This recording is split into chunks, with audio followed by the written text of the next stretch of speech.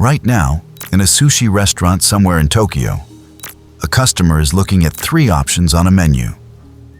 Matsu, take, umi, paiste, bamboo, plum. They're going to pick bamboo, the middle one. They've been picking it for 300 years. 3 centuries ago, when Edo-period merchants first arranged a menu this way, the scientific framework to explain the behavior didn't exist. It wouldn't exist until 1982. And then, in 2014, the scientists who'd built that framework started fighting about whether the effect was ever real to begin with. You don't notice it happening, but you do the same thing. A movie theater. Small popcorn, $3.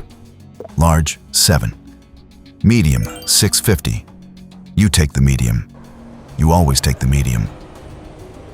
A software pricing page. Basic at $9 a month. Pro at $49. And a plus tier, $29, sitting between them. You click plus. You almost always click plus. A coffee shop. Short, tall, grande. You don't even read the prices. You ask for tall. So does everyone behind you. So does everyone in the franchise. So has, statistically, the world. 3 options. 3 tiers. The middle one wins. It wins so reliably that companies put it there on purpose. They engineer the middle. They build it as a destination. But that pattern isn't new. It isn't a marketing trick invented in the 1980s when behavioral economics got serious. It's older than that. It has a name in Japanese. And before any behavioral economist ever proved this effect existed in a laboratory, Edo-period sushi vendors were already running the same system, as a face-saving way to let customers buy the cheapest fish without ever having to admit they were buying the cheapest fish. This video is about 2 things that don't usually sit next to each other. A 300-year-old Japanese tradition that uses 3 plants to organize a menu, and a decade-long fight inside Western behavioral science about whether the effect that tradition runs on is actually real. Both things are true at the same time. And what's interesting isn't just which side wins. It's what the gap between them tells us, about the difference between something a laboratory builds and something the world has kept running for centuries, because it works. Mechanism. To understand why the middle wins, we have to do something most explanations skip. The phrase, the decoy effect, is doing a lot of work. It's holding together at least 3 different effects that are often layered in real menus, but distinct in the science. Once you see the separation, the rest of the video stops being confusing. Effect number 1, the attraction effect, also called asymmetric dominance. Picture 2 options. You're stuck between them. Then I add a 3rd option, but I rig it. I make it clearly worse than one of the originals on every dimension. Worse price, worse quality, worse everywhere. You'd never pick this 3rd option. It's dominated. But something happens.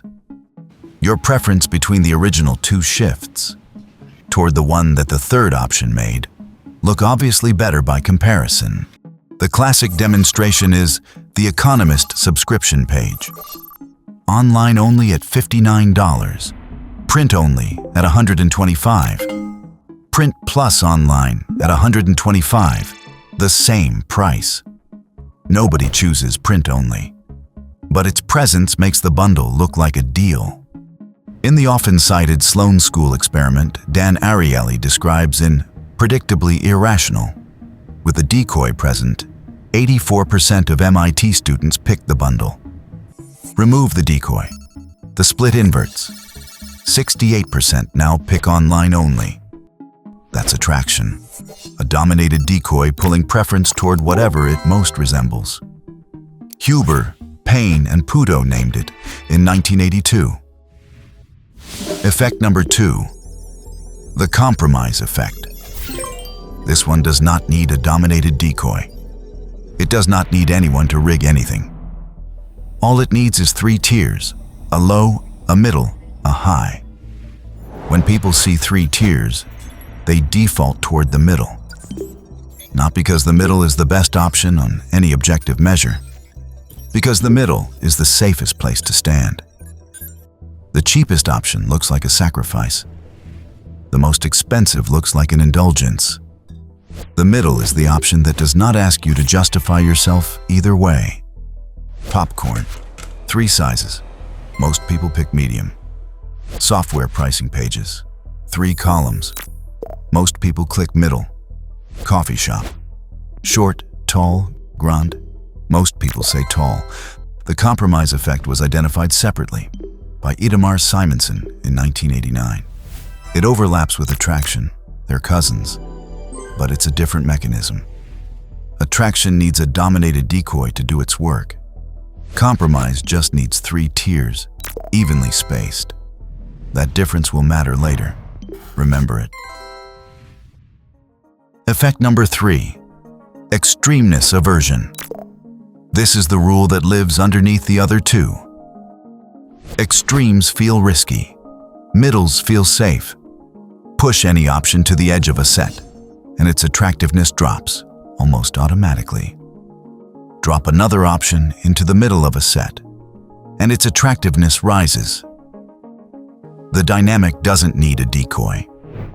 It doesn't need 3 tiers specifically. It only needs the option you're considering to be located somewhere away from the edges of what's on offer. Simonson and Tversky formalized this in 1992. The math underneath is loss aversion. The same Kahneman Tversky insight that we feel losses about twice as strongly as we feel equivalent gains.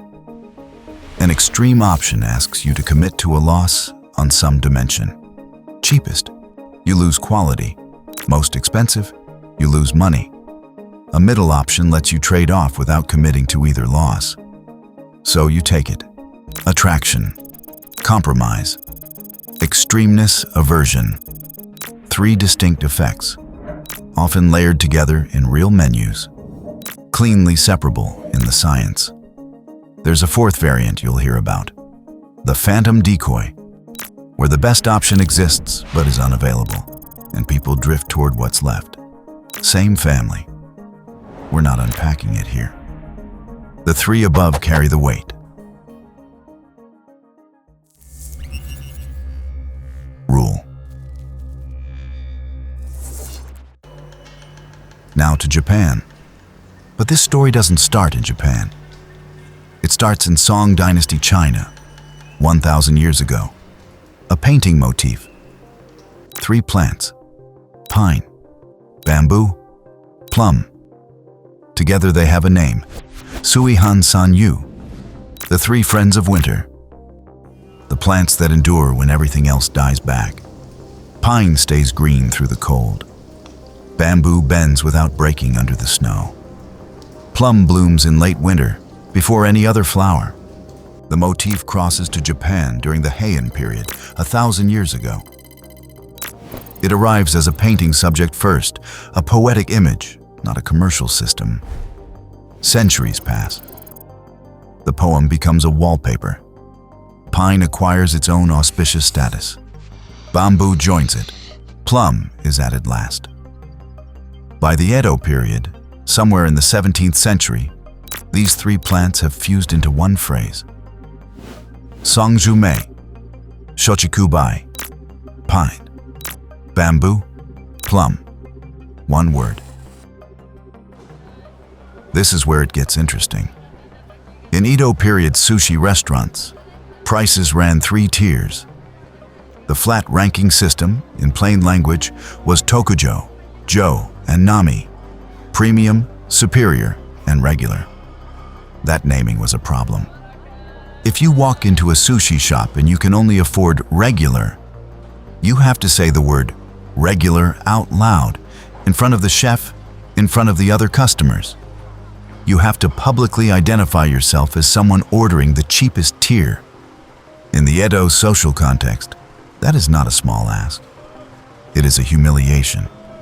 So at some point, the historical record doesn't tell us by whom or in which shop first. The rank names get replaced. Tokujo becomes Matsu. Jo becomes Take. Nami becomes Ume. Pine, Bamboo, Plum. Now nobody is ordering regular. Everyone is ordering an auspicious winter plant. We need to be careful here. The Edo merchants who did this were not behavioral scientists. They were not designing for the compromise effect. They were solving a face problem, the social problem of letting customers buy the cheap option without losing face. What they built while solving a face problem was a piece of choice architecture. The fact that it also drives middle option selection, the compromise effect at scale, is something the system does without ever being designed to do it. There's a piece of evidence that the system isn't really about pine or bamboo or plum. Some unagi restaurants, that's grilled eel, reverse the order. In those shops, Yume is the top tier, not the bottom. Plum becomes premium. There are different reasons given. One is just market differentiation. Another is that the word unagi and the word ume both start with the same syllable, so plum as top sounds right. None of that really matters. What matters is that the face-saving function is preserved either way. Whichever plant is bottom, you can order it without saying, "I'm taking the cheap one." The labels are arbitrary. The architecture isn't. So here's what Shochikubai actually is. It is not a behavioral economist's invention. It is not Edo merchants discovering the compromise effect 300 years before Simonson named it. Edo merchants weren't doing science. They were doing politeness. But politeness, at scale, over centuries, in a commercial environment with real money changing hands, politeness turned into infrastructure. A polite solution to a small social problem accidentally became a working specification for a behavioral effect that science would take 300 years to even start identifying. That is what we mean when we say a system is choice architecture without being designed as such.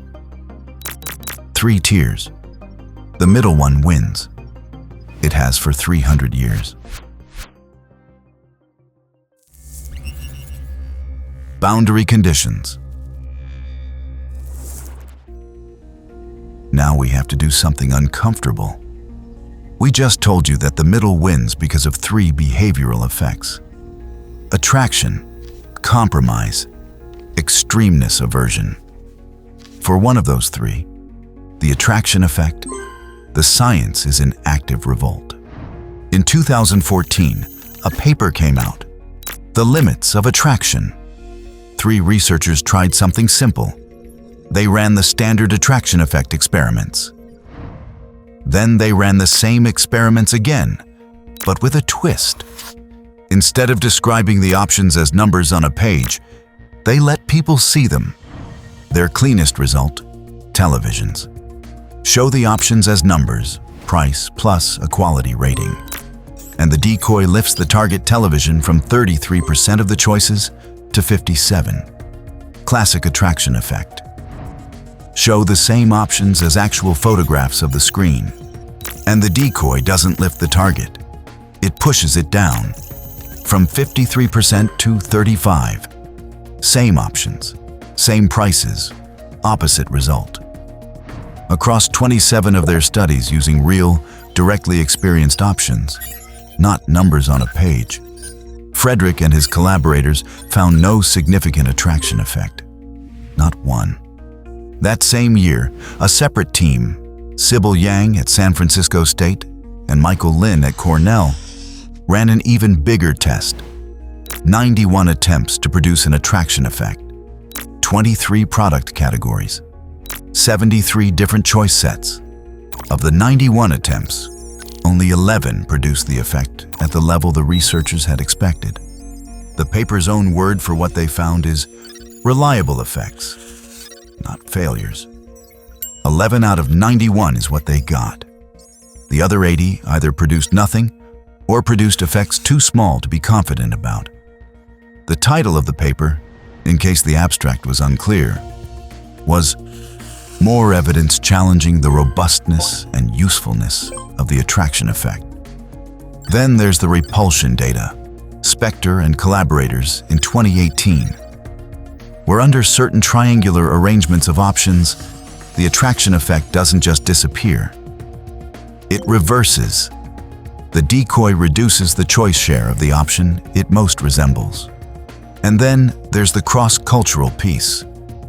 Behavioral economists in 2000, Briley, Morris, and Simonson, went looking for the obvious prediction that East Asians, with a cultural emphasis on the middle way, would show stronger middle option preferences than Americans. They didn't find it. The cultural difference only emerged when people were asked to explain their choice. Without the justification prompt, the cultural pattern vanished. Added up, the meta-analytic estimate for the attraction effect, once you account for all of this, is between 12 and 18 percentage points. It exists. It's not zero. But it's nowhere near the constant the popular versions suggest. We just spent 6 minutes on a Japanese system that's been running for 300 years. What looked like its scientific endorsement in 2026 is an active dispute. But here's the thread that holds. The replication crisis attacks the attraction effect, the dominated decoy, the clever lab trick. Shochikubai is not that. Shochikubai is a 3-tier system with no dominated decoy. None of the 3 is engineered to look bad. The mechanism it runs on is the compromise effect, Simonson's 1989 finding, and the broader rule of extremeness aversion. Those have not collapsed the way attraction has. What the lab built turned out to be fragile. What 3 centuries of commerce kept running turned out to be robust. That contrast between lab fragility and centuries-tested durability is not a problem for the story. It is the strongest evidence in it. Leverage. You might think the takeaway is, spot the decoys. Resist the engineered middle. It isn't, because the decoy is not, by an order of magnitude, where the real leverage is. In 2003, 2 researchers, Eric Johnson and Daniel Goldstein, published a 2-page paper in Science. They asked, how many citizens in different European countries are registered organ donors? Germany, opt-in. You have to actively choose to be a donor. Consent rate, 12%. Austria, opt-out. Same continent, similar culture. You're a donor unless you actively choose not to be. Consent rate, 99.98%. Same human beings, same decision. The only thing that differs is the default. What happens when you do nothing? A decoy, on a really good day, will shift you 12 to 18 percentage points. A default, 95% of the time, more. That is the leverage asymmetry. That is what almost every video on choice architecture leaves out. Spotting decoys is, frankly, a hobby. Auditing defaults, knowing who has chosen what's true unless you actively object, is the real game. 3 tools, if you want them. 1. The binary test. When you face 3 options, remove the 3rd one in your head. Ask yourself which of the remaining 2 you'd want. If the answer flips, you've just caught a decoy at work. 2. Picture, don't compare. Frederick's televisions only succumbed to the decoy when shown as numbers. Make the choice concrete. Imagine the product in your hand. The effect weakens. 3. Audit your defaults, not just your decoys.